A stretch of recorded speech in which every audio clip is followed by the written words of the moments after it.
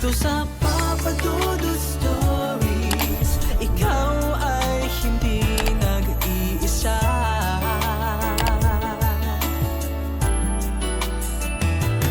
Dito sa Papa Dudut Stories, may nagmamahal sa'yo.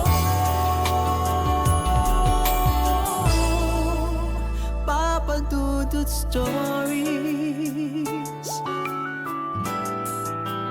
Papa Dudut Stories. Dear Papa Dudut, sa lahat po ng mga nakatutok ngayon, huwag pong kalimutan mag-like, mag-share at mag-subscribe. Maraming salamat po sa inyong lahat.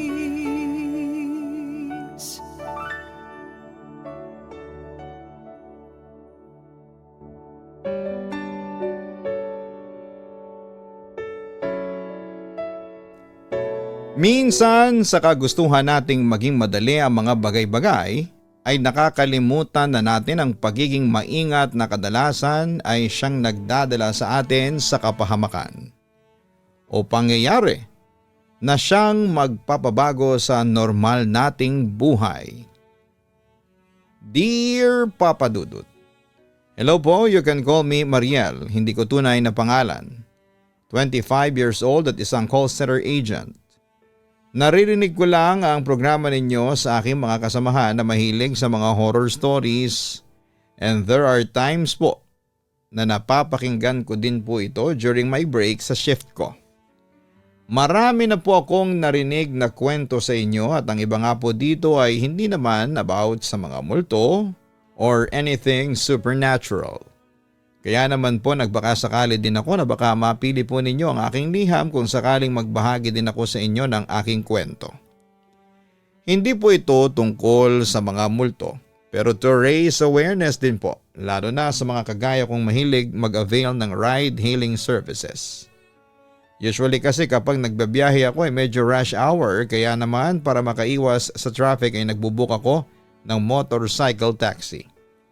Marami namang siguro ang makakarelate sa akin sa part na ito dahil hindi lahat sa atin ay kayang maghintay sa haba ng traffic. I was late na din sa work. Minsan kasi kahit gaano kapakaaga na umalis para magbiyahe ay may mga pagkakataon na mahuhuli ka pa rin dahil sa malalang traffic sa kalsada.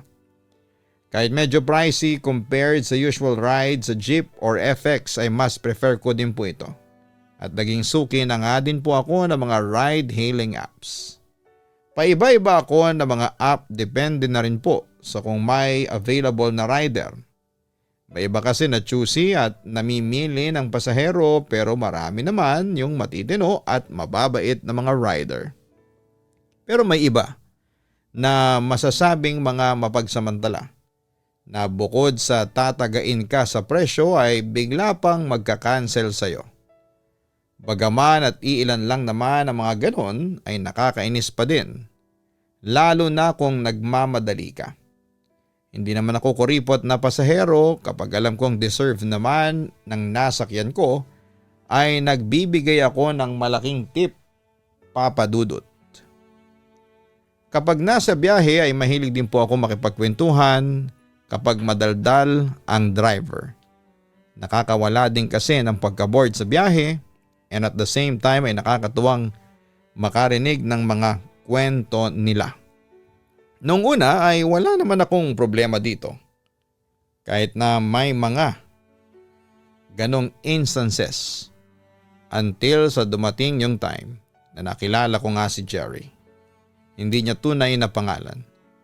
Usual night noon and naghahanap ako ng mabubuk na motorcycle taxi. Nang panahong yon ay medyo nahihirapan akong mag-book sa hindi malamang kadahilanan. Nakailang cancel and try na ako ngunit inabot pa ata ako ng 30 minutes bago tuluyang makakuha ng booking. Hindi pa din naman ako nagmamadali noon. Inaagahan ko din kasi talaga ang alis just in case na may mga ganitong issue nga, Papa Dudut. Naghintay lamang ako ng mahigit 5 minuto bago dumating ang aking nabook na rider. Pagdating niya, Napansin ko na may itsura yung rider at syempre medyo kinilig ang lola ninyo nung sinutan niya ako ng helmet and nakasmile pa siya sa akin. Napansin ko na may dimples siya na dumagdag pa sa good looking features niya. Nang makaayos na ako ay nagsimula na kaming magbiyahe. Makwentong tao si Jerry and gosh, pati ang boses niya ay nakakainit ng mga oras na yon. Siyempre dahil madaldal din naman ako, ay nakipagsabayan ako ng kwento sa kanya. At habang nasa biyahe yata ay nakapag-share na kami ng mga experiences and hardships namin sa buhay. Masarap naman din kasi siyang kakwentuhan, kaya naman parang ang gaan na lamang sa akin na mag-share ng mga bagay sa kanya. Halos hindi ko na nga namalayan ang naging biyahe namin dahil sa wili ko sa pakikipag-usap sa kanya, Papa Dudut. Natapos lamang kami nang makarating na ako sa lugar kung saan ako nagtatrabaho. Binigyan ko siya ng malaking tip bilang pasasalamat na rin na safe niya akong naihatid and sa paglilibang nito sa akin habang nasa kalsada kami. After kong maabot ang aking bayad ay agad na din naman akong pumasok sa loob ng building kung saan ay located ang opisina namin. Ewan ko ba kung bakit pero habang nagtatrabaho ay parang hindi mawala sa aking isipan si Jerry. Yung tipong bigla akong mapapangiti kapag naiisip ko siya. Ang cringe man na pakinggan. Pero naging crush ko ata siya, Papa Dudut. Dumating pa ito sa point na hinihiling ko na sana sa mga susunod na araw ay siya ulit ang maibuko na rider. Hindi naman ako nabigo at mukhang malakas ako kay Lord dahil sa mga sumunod na araw ay madalas na siya ang naibubuko. Hanggang sa dumating pa nga ang point na hinihingi na niya ang aking cellphone number para daw if ever na wala talaga akong mahanap na ride ay tawagan or i-message ko lamang daw siya upang mapuntahan niya ako kung available siya. Sumangayon naman ako sa kanya. And sa totoo lang after noon ay nagdadahilan na lamang ako sa kanya para siya nang sumundo sa akin tuwing papasok ng trabaho. Naging mas malapit pa kaming dalawa ay nakala ko nga ay magtutuloy-tuloy ito. Pero dumating yung time na may biglang nag-message sa akin na unknown number at sinabihan ako na mag-ingat daw ako kay Jerry. Nireplyan ko naman ito ng ano ang ibig niyang sabihin ngunit wala na akong nakuhang sagot pa mula sa kanya. Ipinagpalagay ko na may mga kaibigan na naman siguro akong nang titrip sa akin dahil nabanggit ko din sa kanila ang tungkol kay Jerry. Pagdating niya ay natatawa kong ikinuwento sa kanya ang nag-text sa akin. Akala ko ay matatawa din siya sa aking ikinuwento pero napatahimik ako nang makita na medyo nagdilim ang kanyang aura. Medyo nakaramdam din ako ng takot noon dahil mukhang hindi maganda ang mood niya at medyo mabilis akong natakot dahil sa bilis ninyang magmaneho compared noong mga nakaraang nakasakay ako sa kanyang motor. Mahinahon ko naman siyang sinabihan na dahan-dahan lamang siyang magmaneho dahil baka maaksidente kami. Ngunit nagbingi-bingihan lamang siya. Todo kapit na lamang ako sa kanyang motor at parang nang gabing yon ay na-turn off ako sa naging asal niya. Tahimik lamang ang naging biyahe namin ang gabing yon at walang nagsasalita. Nang makarating ako sa aking destinasyon, ay aalis na din sana ako pagkabigay ko ng bayad ko sa kanya. Ngunit pinigilan niya ako. Humingi siya ng sorry sa akin dahil sa mga nangyari. Tinanggap ko naman ang sorry niya ngunit sa isipan ko ay hindi na ako uulit pa nasasakay sa kanya. Kinabukasan ay nagiba na muna ako ng app na ginagamit sa pagbuko para makaiwas kay Jerry. Hindi ko talaga nagustuhan ang kanyang ginawa kaya naman napagpasyahan kong umiwas na dito at baka sa susunod na sumpungin na naman siya ng kanyang topa kay baka kung ano pa ang mangyari. Nawala na din kasi ang tiwala ko sa kanya. Sa isip ko ay hindi na kami magkikita pang muli. Ilang gabi na gano'n ang ginagawa ko hanggang sa makareceive ako ng text mula sa kanya na nagtatanong kung bakit hindi ko na daw siya message. O di kaya naman ay nagpapabook ng biyahe sa kanya o sa ride hailing company na kanyang pinapasukan. Hindi ko binigyan ng pansin ang kanyang mensahe dahil desidido na talaga ako na huwag siyang i-entertain pa.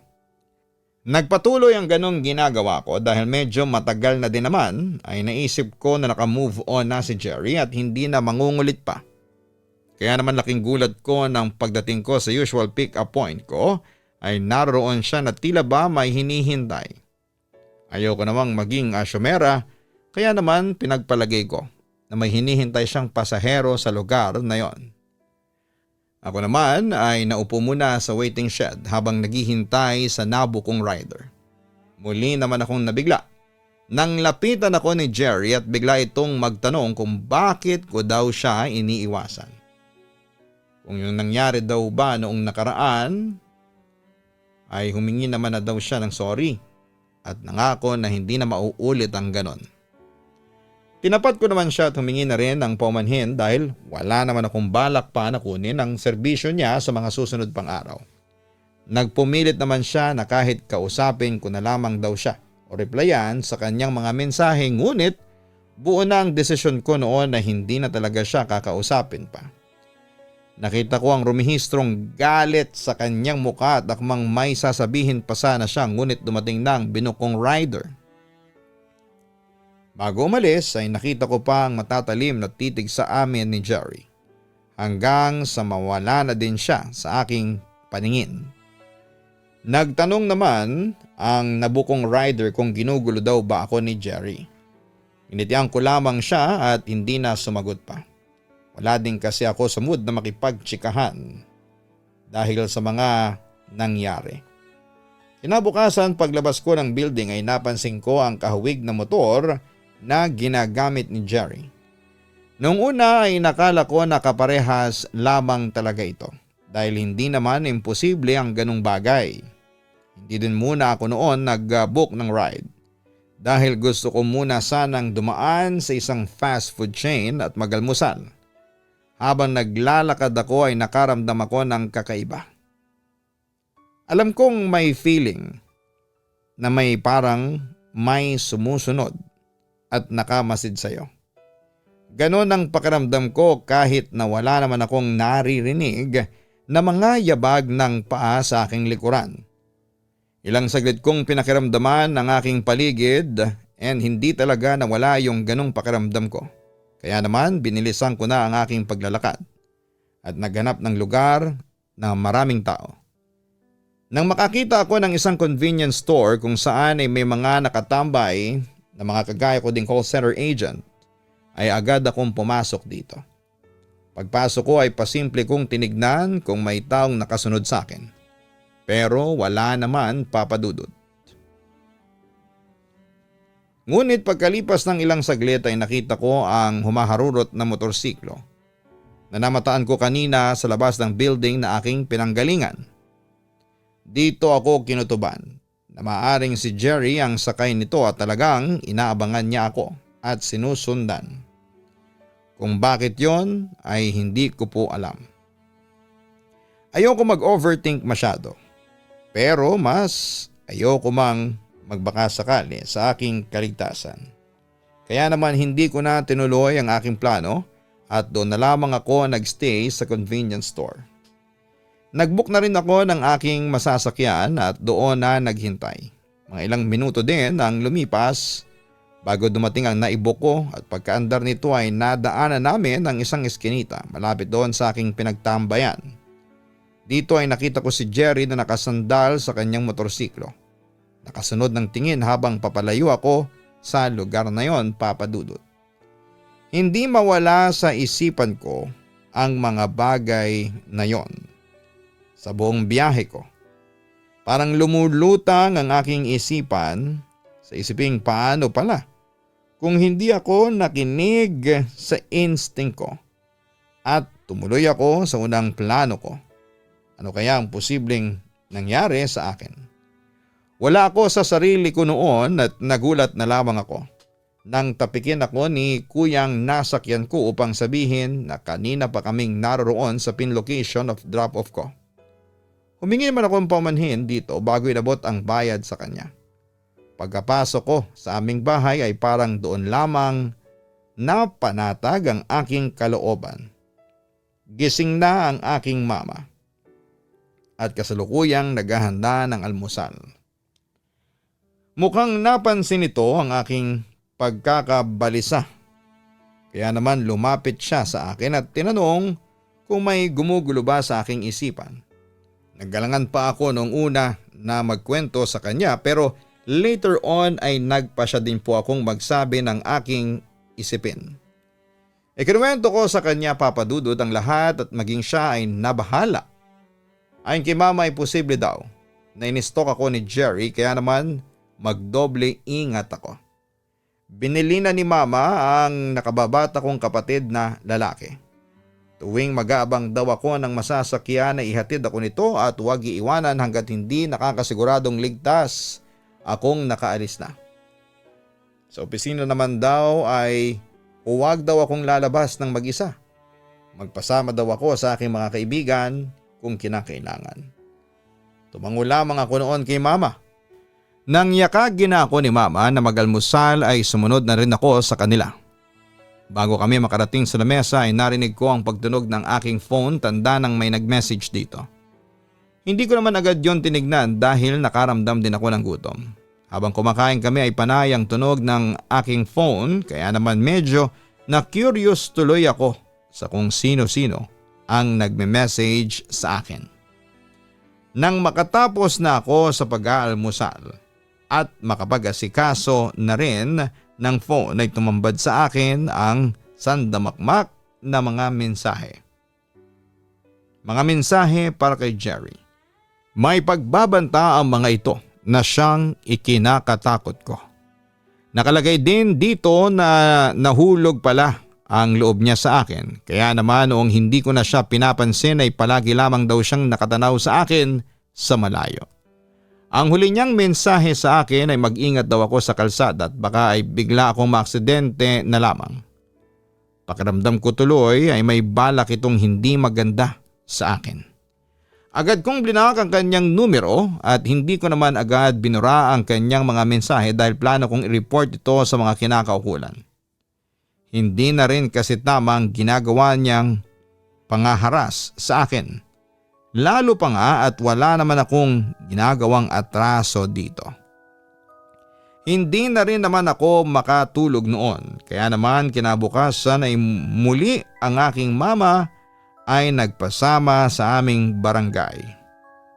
Gayon din sa police station upang may pablatter si Jerry.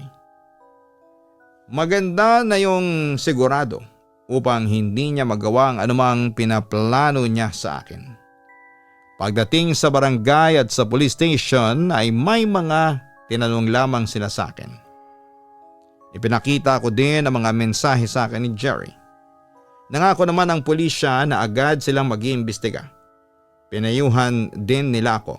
Na-report ko daw si Jerry sa kinabibilangan nitong ride-hailing company upang matanggal na ito at hindi na makapagbiyahe pa.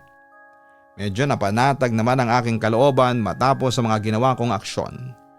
Kinagabihan noong papasok na ako tulad ng napag-usapan, ay sinigurado niyang ligtas akong nakaalis, Papa Dudut. Pagdating ko sa aming opisina ay kinausap ko ang aking kaibigan at sinabi dito ang aking sitwasyon. Nangako naman ito na lagi niya akong sasamahan pag-uwi ko. Lumipas sa mga araw na wala nang paramdam sa akin si Jerry. Wala din namang nangyaring kapahamakan sa akin. Wala pa din namang balita ang mga pulis kung ano ang mga nangyari sa aking reklamo kay Jerry. Pero dahil payapa naman ang mga nakalipas na araw ay inassume ko na ayos lamang ang lahat. Medyo naging kampante ako sa aking paligid na umabot pa nga sa punto na nakakalabas na ako ng bahay ng mag-isa kaya ayos lamang. Kaya naman noong magyaya ang isa sa aking mga kaibigan na sumama daw ako sa kanilang outing at doon na lamang magkita-kita sa kanilang bahay ay kampante akong pumayag. Kahit pa nga alanganing oras na at alam kong wala akong makakasama sa labas dahil wala ang aking kapatid. Bagaman at nagpaalam ako kay Mama ay alanganin pa itong payagan ako dahil nga sa aking sitwasyon. Kinumbinsi ko siya na magiging maayos ang lahat at walang mangyayari dahil na nga rin nitong mga nakalipas na araw at linggo ay wala naman si Jerry na nagpaparamdam sa akin. Bandang huli ay napapayag ko na rin si Mama with matching maraming pabaon na paalala sa akin. Paglabas ko ay halos kaunti na lamang ang tao sa aming lugar. Mag-aalas 12 na rin kasi ng gabi noon. Kaya naman normal na din ang ganong eksena. Agad akong nag-book ng aking masasakyan. Habang naghihintay ay nakarinig ako ng sitsit mula sa madilim na bahagi ng aking lugar. Sinubukan kong aninagin kung sino ang tumatawag na yon sa akin ngunit hindi ko ito makita. Nang mga oras na yon ay parang nagsisigawan ng mga warning signal sa aking isipan na umalis at lumayo na sa mga lugar na yon. Kakaiba kasi ang pakiramdam ko. Sino ba naman kasi ang hindi kakabahan kung sa dilim ay may bigla na lamang tatawag sa iyo? Hindi po ba? Kaya naman imbes na lumapit sa pinanggalingan ng sitsit na yon ay naglakad ako papalayo. Habang naglalakad ako ay narinig ko ang tila pagtakbo ng kung sino mang individual na yon. Dito na ako napatakbo at walang lingon-lingon na nagtungo sa kung saan ako may makitang tao. Ramdam na ramdam ko ang lakas ng kabog ng aking dibdib at animoy lalabas na ang aking puso mula dito.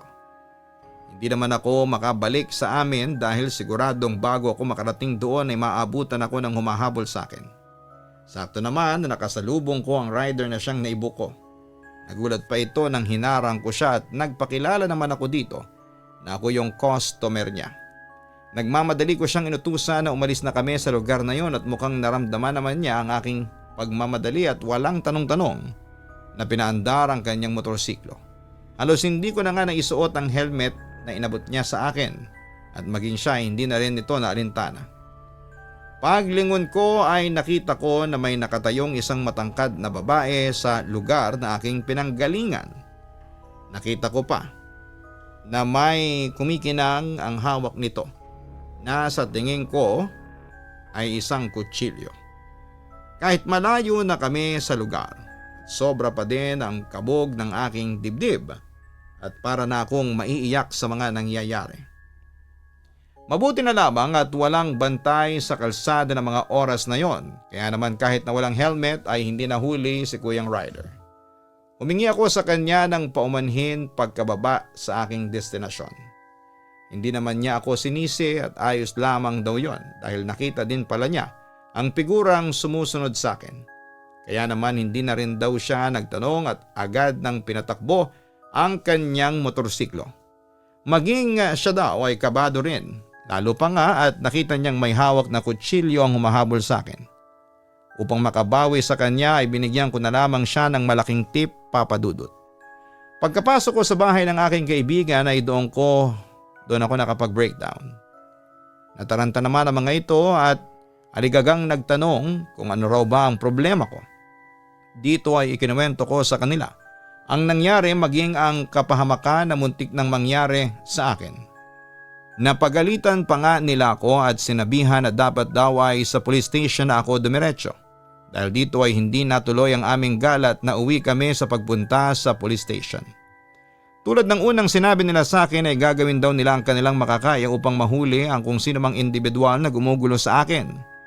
Nang malaman naman ni Mama ang nangyari ay napasugo din po ito kasama ang aking kapatid. Halos nakatulala lamang ako noon dahil sa trauma na aking naranasan. Nakita kong umiyak si Mama at tinangka kong kausapin. Pero hindi ko magawang sumagot at parang nakalutang lamang ako. At gusto ko lamang na mahiga at magkulong sa kwarto. Ilang araw din na hindi ako nakapasok. Ginamit ko ang mga araw na ito upang makarecover sa mga nangyari sa akin. Nagbigay naman ng update ang mga pulis na si Jerry daw ay hiwalay na sa asawa at inamin ng kabiyak nito na may anger management issue ang lalaki. Ito din daw ang nagbabala sa akin tungkol kay Jerry. Dahil ayaw niyang magaya ako sa kanya. Ika-4 na araw na din siguro noon nang medyo nakarecover ako at nakakausap na ako nila mama. Mabuti na lamang at binigyan ako ng 1 linggong pahinga ng aking pinagtatrabahuhang kumpanya. Sa tulong at suporta na rin ng aking pamilya ay nakabalik ako sa dati pagsapit ng 1 linggo. Medyo paranoid pa din ako sa mga nakakasalubong ko, lalo pa nga at alam kong hindi pa nahuhuli ang taong gustong gawan ako ng masama. Pagbalik ko sa work ay na-appreciate ko ang mga katrabaho ko dahil nakita ko ang concern nila sa akin. Kanya-kanya silang volunteer noon na samahan ako tuwing uuwi. May isa pa ngang nag-volunteer na ihahatid at susunduin ako para safe daw ako. Pero tinanggihan ko na lamang at ayoko din kasing pakiramdam na masyado akong binibaby at parang kinakaawaan. Kaya naman gusto ko na magmukha pa ding malakas sa harapan nila. Hindi na din po pala ako nito sumasakay sa mga motorcycle taxis. Mas prefer ko ang magbiyahe ng maaga at maipit sa traffic minsan. Pag nakakakita ako ng mga taong kabilang sa ganong mga apps ay parang nati-trigger ang anxiety ko. Ilang buwan pa nga ang lumipas noon at medyo nakarecover na rin po ako at hindi na masyadong natatakot sa tuwing nakakakita ako ng motorcycle rider. Medyo nakarecover na rin po ako at nakakalimutan kahit papaano ang mga nangyari sa akin. Bumalik sa dati ang pamumuhay ko at akala ko nga ay magtutuloy-tuloy na ito, ngunit nagkamali pala ako. Off ko noon nang biglang niyaya ako ng aking kaibigan para makipiesta sa kanila. Sa amin pa lang ay ramdam ko na parang may nakamasid sa akin. Pero dahil kasama ko naman ang aking kapatid ay hindi ko yun masyadong pinagtuunan ng pansin. Sa isip ko noon ay imahinasyon ko lamang ito at walang dapat na ikatakot. Hindi po pwedeng habang buhay ako magpadala sa negatibong emosyon na ito. Binaliwala ko ang aking nararamdaman, Papa Dudut, at nagpatuloy lamang kami sa aming pupuntahan. Pagbaba namin sa aming destinasyon ay muli ako nakaramdam ng kakaiba. Kaya naman inilibot ko ang aking paningin sa paligid. Nakita ko sa hindi kalayuan ang isang nagpark pa lamang na motorsiklo. Ewan ko ba kung bakit pero iba ang pakiramdam ko dito. Hinila ko na ang aking kapatid na ngayon ay nagtataka na sa aking kinikilos. Hindi ko naman binanggit sa kanya ang aking nararamdaman dahil alam kong mag-aalala ito. Pagkarating namin sa bahay ng aking kaibigan ay agad din kaming umalis upang maglibot sa paligid. Habang nagtitingin-tingin ako sa mga paninda doon ay napansin ko ang isang matangkad na figura na nakatayo lamang sa gitna ng mga nagdadaan ng mga tao. Maitim itong nakatingin sa akin. Kahit nakamask siya ay kilalang kilala ko ang mga matang yon. Alam kong si Jerry ang nakikita ko ngayon. Agad kong kinilabit ang kaibigan ko upang sabihin sa kanya na naroon ito, ngunit nang pagtingin namin ay wala na siya sa kanyang kinakatayuan. Natatawa naman sa akin ang kaibigan ko at sinabing masyado lang daw akong paranoid kaya ganon. Pero alam ko sa sarili ko na hindi lamang basta paranoia ang pangyayari. Kaya naman kahit na alam kong masasabihan akong KJ ay niyaya ko na ang kapatid kong umuwi na rin, Papa Dudut. Agad namang sumunod sa akin ang aking kapatid at walang nagawa ang aking kaibigan kundi ang sumunod sa amin. Tahimik kaming tatlo na naglalakad nang makarating kami sa hindi masyadong mataong lugar ay bigla akong nakarinig ng makina ng motor. Napalingon naman ako sa paligid at doon ko nalingunan ang mabilis na motor na papalapit sa amin. Nasa daraanan nito ang aking kapatid at mukhang wala itong balak na huminto kahit nakita nitong may tao doon. Bago pa ito makalapit sa amin ay agad kong iniwas ang aking kapatid sa motor na yon. Pagkalampas niya sa amin ay lumingon pa ito. Hindi pa man ito nakakalayo ay may mga tao doon na humarang sa kanya dahil nasaksihan nila ang balak sana nitong pagbunggo sa aking kapatid. Akmang tatakas pa ito ngunit hindi na nito nagawa dahil kinuyog na ito ng mga tao sa lugar na yon. At kahit medyo nanginginig pa kaming tatlo ng aking kapatid at kaibigan, sa kapahamakang muntik nang mangyari sa amin ay nagawa din naming makalapit sa taong yon. Natanggal ang mask na suot nito at kahit na duguan nito ay namukhaan ko pa din ang taong yon. Si Jerry. Siya ang muntik nang manakit sa aking kapatid, Papa Dudut. Napapaluha kong niyakap ang aking kapatid at gumanti naman ito ng yakap sa akin. Panay naman ang hinang sorry ng kaibigan ko sa akin dahil hindi siya naniwala sa akin kanina at na pagkamalan pa niya akong paranoid. Ilang saglit pa ay dumating na mga pulis at ambulansya. Sinakay nila dito si Jerry upang madala sa ospital. Nang makalis na ang ambulansya ay in-invite naman kami ng mga naiwang pulis na sumama sa kanila upang mahinga ng statement. Agad naman kaming sumunod sa istasyon at doon ay binahagi ang lahat ng mga nangyari. Habang abala kami sa pag-uusap ay humangos ang isang pulis na kasama sa ambulansya ni Jerry kanina. Nanlaban daw ang suspect na dala-dala nila nang magkamalay ito dahilan upang mapilitan ng mga pulis na paputukan ito ng baril para pigilin siya sa pagtakas at doon ay binawian ng buhay. Parang nabunutan ako ng tinik sa dibdib nang marinig ko yon. Naisip ko noon na sa wakas ay tapos na ang lahat at hindi na niya ako magugulo pang muli. Gayunman ay may kaunting lungkot din po akong nararamdaman dahil hindi ko naman lubos maisip na aabot sa ganitong punto ang lahat.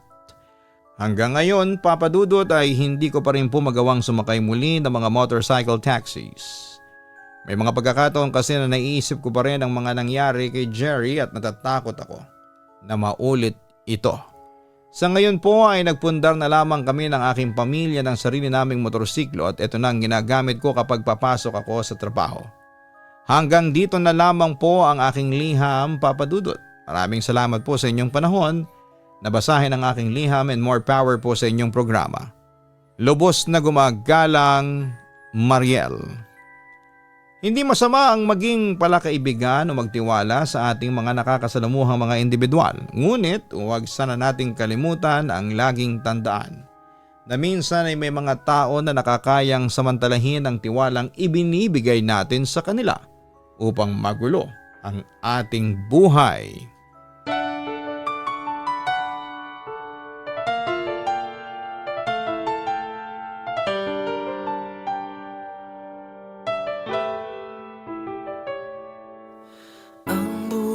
Ay mahiwaga, laging may lungkot at saya. Sa Papa Dudut Stories, laging may karamay ka.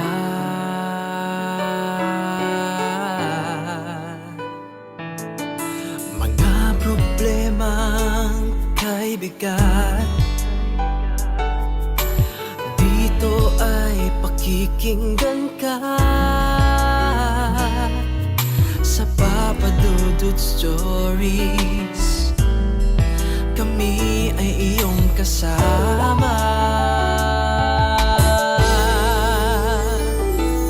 Dito sa Papa Dudut Stories, ikaw ay hindi nag-iisa.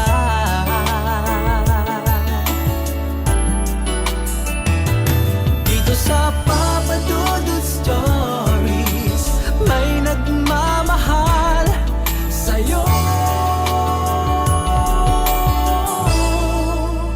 Papa Dudut Stories, Papa Dudut Stories,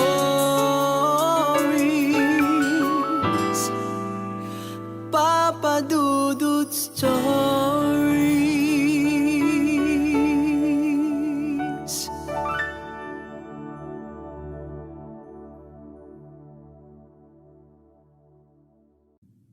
Matakot, kabahan sa mga kwentong nakakagimbal sa Ka-Istorya YouTube channel with daily post at 7 p.m.